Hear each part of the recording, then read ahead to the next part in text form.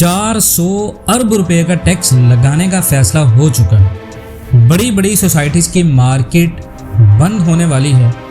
नाज़रीन, पाकिस्तान वजारत ख़जाना की तरफ से पाकिस्तानी अवाम को एक बेहतरीन तोहफ़ा दिया जा रहा है। IMF से मज़ीद कर्ज लेने की तैयारी में IMF की हर वो शर्त मानी जा रही है जिससे पाकिस्तान रियल एस्टेट और बड़ी बड़ी हाउसिंग सोसाइटी की मार्केट क्रैश करने वाली है। पाकिस्तान एंड वर्ल्ड टीवी की वीडियोस में आपको खुश आमदीद। नाज़रीन, IMF ने मिनी बजट लाने का कहा था जो कि 170 अरब रुपए पर मुश्तमिल था, जो कि हुकूमत ले आई है।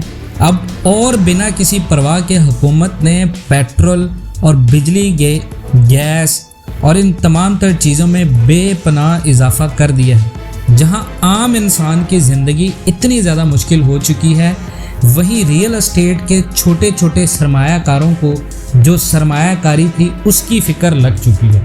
अब सवाल ये बनता है कि हाउसिंग सोसाइटी में काम कैसे बंद हो जाएगा और प्रॉपर्टी मार्केट कैसे नीचे आएगी। पाकिस्तान प्रॉपर्टी और हाउसिंग सोसाइटीज़ और इन्वेस्टमेंट को भी इसकी बहुत ज़्यादा फ़िक्र लग चुकी है। नाज़रीन, सबसे पहले तो आपको अंदाज़ा होना चाहिए या आपको पता होना चाहिए कि पाकिस्तान में जब से प्रॉपर्टी टैक्सेस में इजाफा हुआ है, प्रॉपर्टी के ऊपर टैक्सेस लगाए हैं गवर्नमेंट ने, पाकिस्तान की हुकूमत ने लोगों के ऊपर बेपनाह जो गवर्नमेंट के 2 से बढ़ाकर 5% और 1 से बढ़ाकर 2% की है, उससे पाकिस्तान की प्रॉपर्टी काफ़ी हद तक नाकाम हो चुकी है और लोग रियल एस्टेट में सरमायाकारी को दिलचस्पी नहीं दे रहे। लोग रियल एस्टेट में सरमायाकारी नहीं कर रहे। उसके बाद डिमांड कम हुई है। बहुत सारी तवक्कुआत थी लोगों को रियल एस्टेट के अंदर जो कि पूरी नहीं हुई।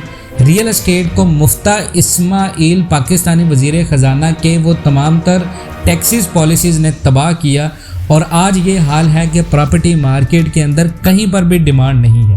बहुत सारे लोग वीडियोस बना रहे हैं कि अभी प्रॉपर्टी का राइट नाउ आप अगर इसी वक्त आप प्रॉपर्टी ख़रीदते हैं तो आपको बहुत ज़्यादा फ़ायदा होगा।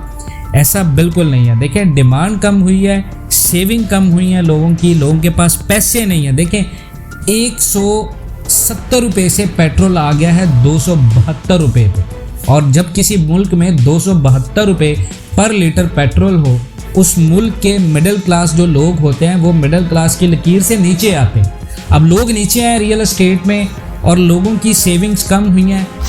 आप सोचें कि जिस बंदे ने इंस्टॉलमेंट के ऊपर 25,000 पे माहाना प्लॉट लिया था, आज उसकी वही जो बचत है वो करीबन 10,000 रुपये के ऊपर है, और वह 10,000 रुपये से 25,000 रुपये का सफ़र वो कैसे करेगा।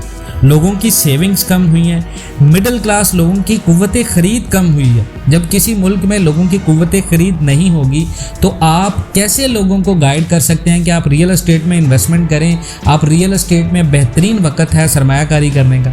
बिल्कुल ऐसा नहीं है। रियल एस्टेट सच्चे मानों में पाकिस्तान का बिल्कुल तबाह होकर रह गया।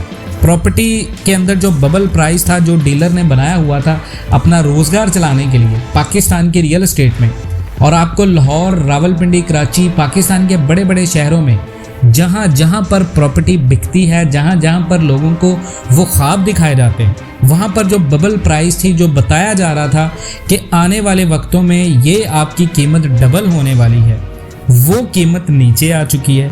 रियल एस्टेट करीबन आने वाले 2 साल तक पाकिस्तान के अंदर कहा यह जा रहा है ज़राए के मुताबिक कि पाकिस्तान के अंदर रियल एस्टेट के अंदर कोई बेहतरी की उम्मीद नहीं है।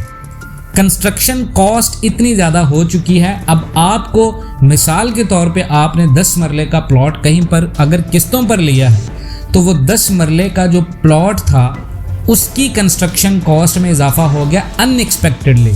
जब डेवलपर ने 2 साल पहले मंसूबा लॉन्च किया था तो डेवलपर को इस बात का अंदाज़ा नहीं था कि 2 साल के बाद पाकिस्तान के अंदर इतनी ज़्यादा महंगाई होगी, और वो रिकॉर्ड महंगाई होगी। पाकिस्तान की आज तक आप तारीख उड़ा कर देख लें, 1947 से टिल 2023 तक हर बार महंगाई हुई है।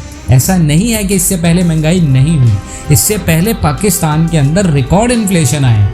लेकिन आज 2023 के ये जो टैक्सेस लगाए जा रहे हैं ये बेबुनियाद टैक्सेस हैं, जिसमें डबल टैक्सेशन हो रही है प्रॉपर्टी के ऊपर और रोज़मर्रा की चीज़ों के ऊपर, जहां पर लोगों की कुव्वत खरीद कम होने से रियल एस्टेट बिल्कुल डाउन हो गया। कंस्ट्रक्शन कॉस्ट इतनी ज़्यादा हो चुकी है, लेबर कॉस्ट में इजाफा हो चुका है, रॉ मटेरियल इतना इजाफा हो चुका है, रॉ मटेरियल में इतनी ज़्यादा महंगाई हो चुकी है कि लोग घर नहीं बना पा रहे। लोगों के पास प्लॉट्स हैं लेकिन उसको बनाने के लिए लोगों के पास पैसे नहीं हैं रियल एस्टेट के अंदर। और उसके बाद देखें अब इससे होगा क्या, इससे क्या होगा कि डेवलपर को जो मंसूबा 3 साल के अंदर बनाना था वो मंसूबा बनाने के लिए उसको 5 साल लगेंगे। उसकी रीज़न ये है कि डेवलपर को पाकिस्तान के इकोनॉमी क्राइसिस का बहाना मिल गया। अब वही मंसूबा जो पहले ही मंदी का शिकार था, जो पहले से इतनी जल्दी नहीं बन रहा था, अब वही जो उस प्रोजेक्ट का डेवलपर होगा वो लोगों से इसी बात का बहाना लगाएगा कि कंस्ट्रक्शन कॉस्ट ज़्यादा होने की वजह से हम आपकी डिमांड को फिल वक्त पूरा नहीं कर सकते। तो उसके बाद पाकिस्तान की करेंसी में वीकनेस आई है। जब आपके मुल्क की करेंसी वीक होगी, आपके मुल्क में बैरून मुल्क सरमायाकारी कभी नहीं आएगी। बैरून मुल्क प्रॉपर्टी मार्केट जितनी भी लोग इन्वेस्टमेंट करते हैं वो इसी वजह से करते हैं कि शायद डॉलर में उन्हें थोड़ा बहुत रिटर्न मिल जाए। लेकिन पिछले 3 माह में पाकिस्तान के अंदर डॉलर ने रिकॉर्ड उड़ान पड़ी है और अभी ये लोगों को दिखाने के लिए हुकूमत की तरफ से आपको बताया जा रहा है कि डॉलर नीचे आ रहा है, लेकिन ओपन मार्केट में आप देखें तो डॉलर अभी भी करीबन 290 रुपये प्लस में चल रहा है। तो पाकिस्तान की रियल एस्टेट मार्केट को बेहतर होने में करीबन 2 साल का अर्सा लग सकता है। आपके मुल्क के इकोनॉमिक क्राइसिस चल रहे हैं, आपके मुल्क में डिज़ास्टर आया हुआ है, आपके मुल्क में पॉलिटिकल इंस्टेबिलिटी चल रही है। ये 3 चीज़ें बहुत अहम होती हैं किसी भी मईशत के लिए। तो उस मईशत में एक रियल एस्टेट के सेक्टर को बेहतर होने में करीबन 2 से 3 साल का अर्सा लगेगा। तो जितने लोगों ने यहाँ पर सरमायाकारी की है पाकिस्तान के अंदर प्रॉपर्टी के अंदर, ख़ासकर ओवरसीज़ लोग, तो आप थोड़ा सा इंतज़ार करें। पाकिस्तान के हालात को बेहतर होने में थोड़ा वक्त लगेगा। पैनिक नहीं करें आप। देखें पैनिक करेंगे तो आप बिल्कुल माइनस में चले जाएंगे। देखिए प्रॉपर्टी आपके माइनस में तो चल रही है, तो आप इसको पॉजिटिव में आने के लिए आपको थोड़ा वक्त इंतज़ार करना पड़ेगा। जहां पर आपने सोचा था कि आपको 3 से 4 माह के अंदर वो मुनाफा मिलना है, अब आप उस एक्सपेक्टेड टाइम को, वो मुकर्रर वक्त को करीबन आने वाले वक्तों के लिए सेव करके रखें। अपने प्रोजेक्ट में कहीं पर आपने किसी मंसूबे में लाहौर, रावलपिंडी, कराची, इस्लामाबाद की बड़ी बड़ी सोसाइटीज़ या डेवलपर्स के यहाँ आपने सरमायाकारी की है, तो आप उन्हें भी थोड़ा वक्त दें, वो भी राइट टाइम पे है। उसके बाद जनाब पाकिस्तान में लोग इन्वेस्टमेंट क्या कर रहे हैं? लोगों ने रियल एस्टेट एक ऐसा तबका था पाकिस्तान के अंदर कि जिसको पैसा बनाना था वो रियल एस्टेट में आ रहा था। अब पाकिस्तान के अंदर ये हालत हुई है कि लोग डॉलर्स में इन्वेस्टमेंट कर रहे हैं। डॉलर में इन्वेस्टमेंट करने का मकसद ये है कि जिस चीज़ की डिमांड होती है पाकिस्तान में, पाकिस्तान की आवाम उस तरफ लग जाती है। पाकिस्तान में पिछले 3 माह से डॉलर और गोल्ड की डिमांड में बहुत ज़्यादा इजाफा था, रिकॉर्ड इजाफा था। और आज हालत यह है कि पाकिस्तान में आपको किसी भी एक शहर में डॉलर नहीं मिलेगा, और अगर मिलेगा तो वो रेट नहीं होगा जो आपको दूसरे शहर में पता चलेगा। तो यही रीज़न है कि इन्वेस्टमेंट लोग डॉलर्स में कर रहे हैं और पाकिस्तान में लोग प्रॉपर्टी को आगे नहीं कर रहे। उसकी रीज़न ये है कि गोल्ड की प्राइसेस में बहुत ज़्यादा इजाफा हो गया है, इंटरेस्ट रेट बहुत ज़्यादा ऊपर चला गया है और बैंक के ऊपर फिक्स डिपॉजिट मिल रहे हैं लोगों को। तो कौन ऐसा बंदा चाहेगा कि जब उसे बैंक में अपने पैसे रख के फिक्स डिपॉजिट मिल रहा हो और वो मेहनत करने के लिए, प्रॉफिट कमाने के लिए तगोदो करे? ऐसा कभी नहीं होता और लोग उसी तरफ आते हैं जहां पर लोगों को आसानियां होती हैं। अब ट्रांसपोर्टेशन कॉस्ट के ज़्यादा होने से रियल एस्टेट को फ़र्क पड़ा है।